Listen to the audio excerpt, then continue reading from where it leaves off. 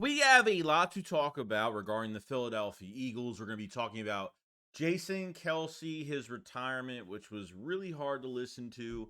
We're going to talk about Seth Joiner and an idea that the Eagles will go after a monster free agent that has a lot of connections to Vic Fangio. We're going to be going over, obviously, Cam Jurgens, the future of center, right guard, all that stuff, and a lot more. So let's get straight into it all. We better turn back. Because I've seen enough horror movies to know any weirdo wearing a mask is never friendly.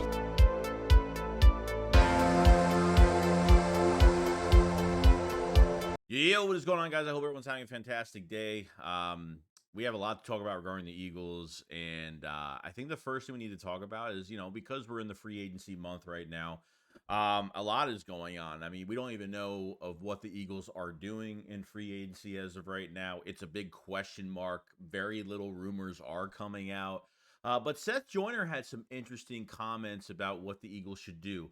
And to take advantage of the money that you do have right now, and because you have two defensive tackles getting rookie salaries right now, which isn't a lot of money. Okay. Now he thinks that the Eagles should go after Christian Wilkins. Now, this is one player that I wanted from the Clemson defensive line. That's the draft when we went the total opposite direction of a defensive draft, went offense and drafted Andre Dillard at like 21, 22, something like that. And that pick did not work out for us at all um, whatsoever. Christian Wilkins is released from the Miami Dolphins, and one of the players, like I said, has been a big fan of Vic Fangio, how he was used the last year with the Miami Dolphins. Now, this a move to where I think, do they go into the draft to get a first round defensive tackle? As much as I was looking at defensive tackles in this draft, I don't think the Eagles spent a first round pick on another defensive tackle. They've already done it the last couple years. And potentially you could be losing Fletcher Cox to retirement, as well as we lost Jason Kelce. Now we get, Fletcher Cox could be retiring. It isn't official yet, but that's something to kind of put ourselves in. What do you have behind Jalen Carter and Jordan Davis right now? I've already talked about maybe getting Chase Young in the rotation at $13 million.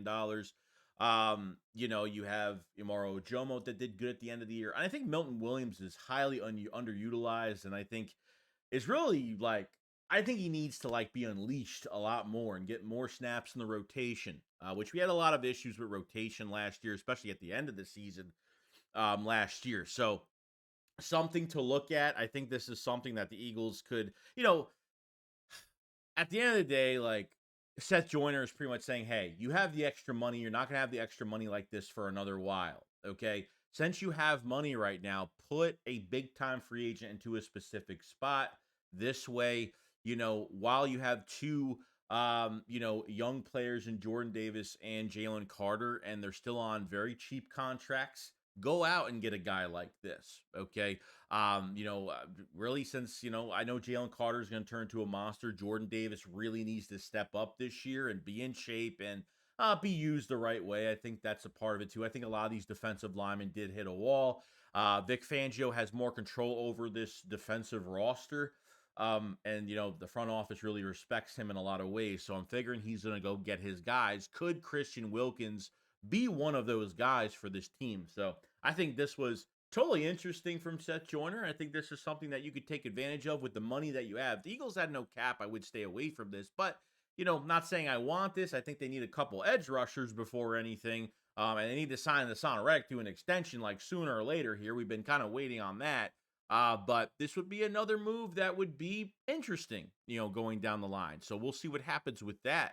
Now, DeAndre Swift is testing the free agency market. This is good news. This is bad news. This is more in the middle type news because, I think for the first time in DeAndre Swift's career, first Pro Bowl, first 1,000-yard season was the Philadelphia Eagles. I think he wants to go find out the number as well of what he is worth. Now, Adam Schefter did say on a podcast a week or two ago that these running backs are not going to make over $10 million, which I strongly agree with that. The market is not strong for running backs. These running backs have been trying to get more money. I mean, I guess Jonathan Taylor kind of set the market last year a little bit, but how many teams are, just because the market is the way it is, it doesn't mean that teams are going to agree to give these guys what they want. This is a team that has a good offensive line, and the Eagles will have the money to sign a running back. It's not about cost; it's about the Eagles just don't want to fucking pay you. So that's the way this whole process goes. DeAndre Swift, keep him out of the NFC East. Looks like Washington has a lot of Washington has a lot of interest as of right now. I've heard his name fly around with them a little bit. The Eagles need 2 running backs. They got to pick their poison because they're not drafting a running back high. We 100% know that's not going to happen. And, they need a power back and a dual threat back. And I think Kellen Moore kind of wants both for his offense. So I'm excited to see where this goes. I think the market and free agency for a lot of running backs are a lot better than what's in the draft right now, besides maybe 1 or 2 guys. But like I said, I feel like they got to put money into somebody, not just for 1 year. Don't wait until, these running backs are not signed for the next couple months, and then you decide to sign a guy to a 1-year deal because you waited it out and, you hit the finish line, I guess, to rent another guy for 1 year. I would like somebody in the building for more than a year, at least 2 years. Give me a 2-year deal for a running back. I'll be fine with it. You know what I mean? I'm not expecting a 4-year deal. That's some big amount of money or anything like that.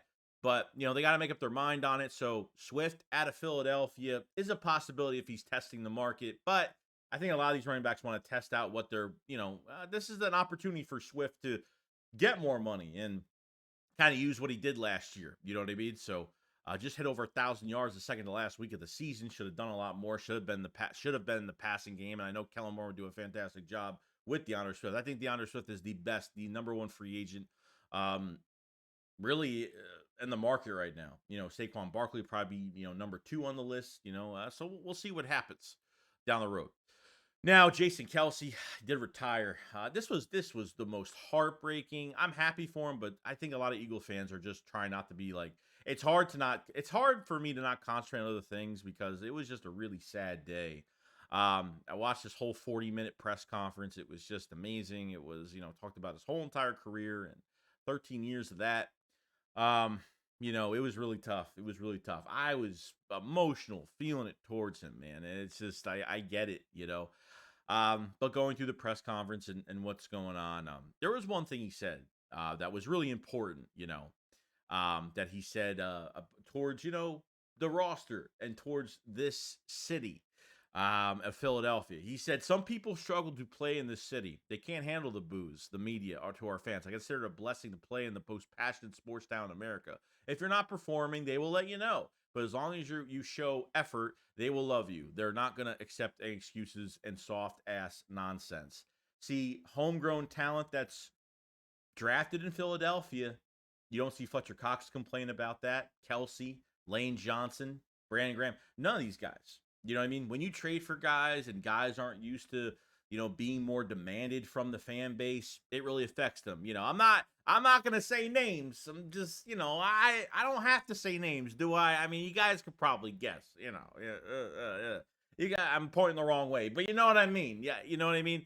I guess with Darius Slay, he's been used to playing with the Lions. That's pretty much when you're not winning, or the fans really don't demand you when you're losing every single season with a losing franchise like Detroit was, when he before he left, obviously.